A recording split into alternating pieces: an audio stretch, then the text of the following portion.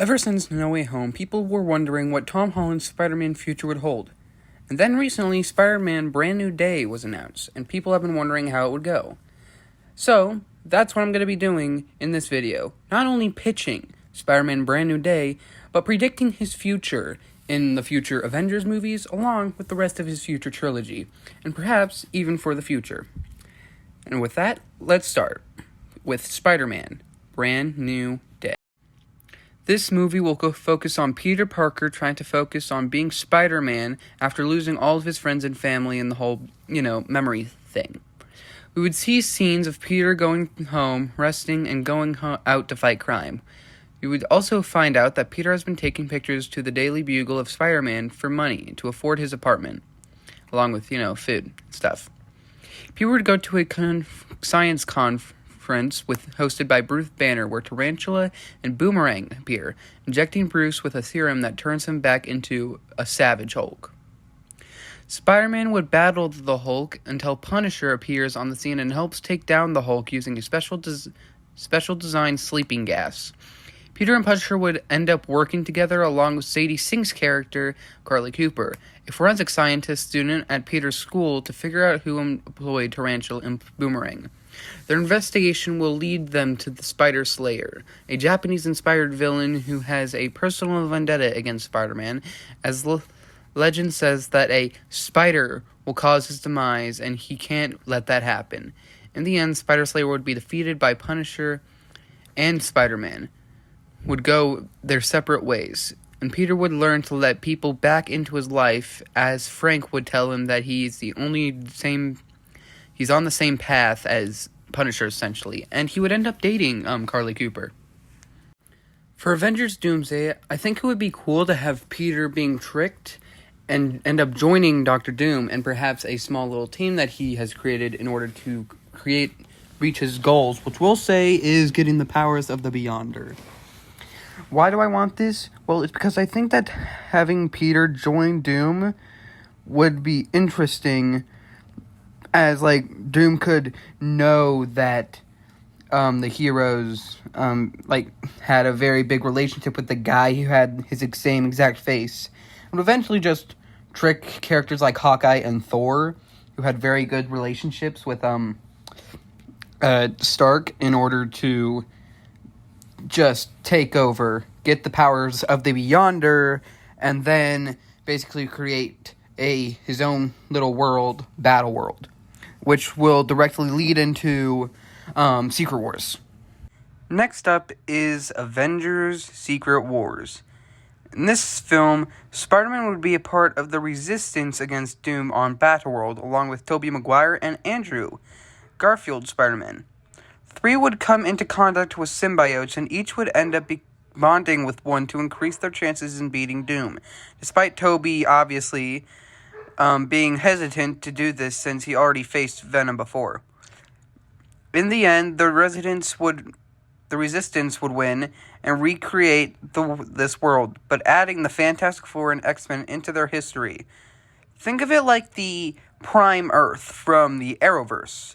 The MCU will still have happened, but now in a universe where not only the heroes like the F4 and X-Men exist, but new recast versions of dead characters like Iron Man, Black Panther, and Steve Rogers, along with the heroes we've grown to love like Sam Wilson, Thor, and of course Tom Holland's Spider-Man, all being in the same universe. The next project in this video is Spider-Man Negativity.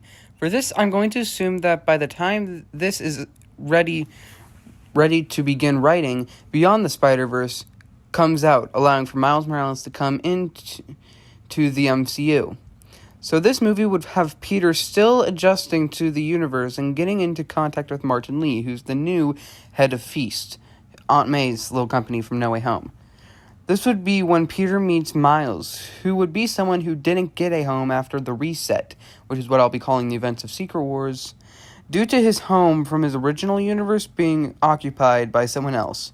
In this movie, Shocker would rob a bank, and this would be when Miles revealed that he has powers similar to Peter when he helps.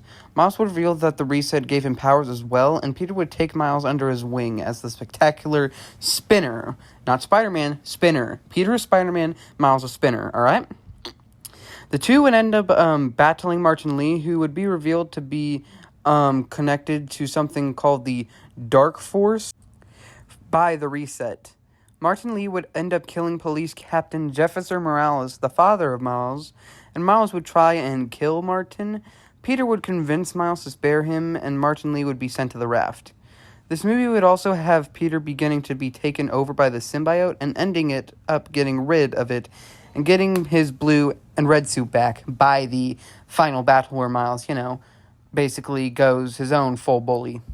Next up is the third and final movie in Spider-Man's second trilogy, Spider-Man, Day of Sinister. This will reveal that Mac Gargan, the Scorpion, has been pulling together a team of villains since the reset to go after Spider-Man. This team would be made up of Scorpion, obviously the leader, Boomerang, Shocker, Mr. Negative, Daniel Burkhart, who worked with Mysterio and now takes his name, and Vulture, who rejoined the MCU after the reset from that whole Sonyverse stuff. Spider-Man and Carly Cooper would be going strong because, remember, they're dating, and Miles Morales has begun taking an engineering class at Midtown High with Peter being his science teacher now. Peter and Carly would go on a date where would be attacked by Scorpion, Shocker, and Vulture, while Miles would be attacked by Boomerang, Mysterio, and Mr. Negative. Essentially, Scorpion is deciding to work with Mr. Negative as they both have a grudge against one of the spiders and have to split the team into two forces to kill the spiders. During Peter and Miles being hunted, Vulture would be revealed to be forced to work with Scorpion after his threatened his daughter's life, Liz's life, if he didn't help kill Spider-Man and Spinner.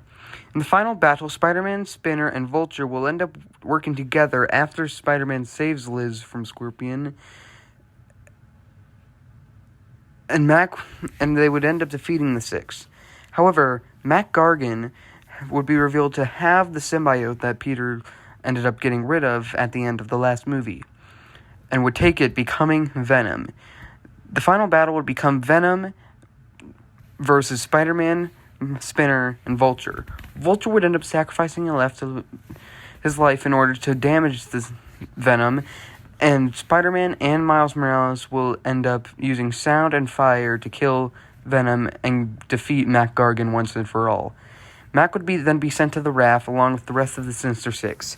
Carly Cooper, however, would end up leaving Spider-Man as she doesn't feel safe due to her life being threatened multiple times, at least 5 times in this one movie. After this next trilogy is over, I think Peter should go one more trilogy. Perhaps they can adapt some lesser-known stories like the Clone Saga, Andrews, Ben Reilly, Kane, and Jessica Drew. And perhaps Miles could get his own TV Disney Plus show, where he battles his own villains by himself. And perhaps Miles even joins the Young Avengers. Anyways, I think that after one more trilogy, Peter should retire and give Miles Morales the title of Spider-Man. And that's what I think the future of Tom Holland's Spider-Man should hold. Continuing the story, giving him stories that can give him interesting arc, introducing Miles Morales for when he inevitably retires. Hope you all enjoyed the video. Please like, subscribe, and share the video with a friend. And with that, peace.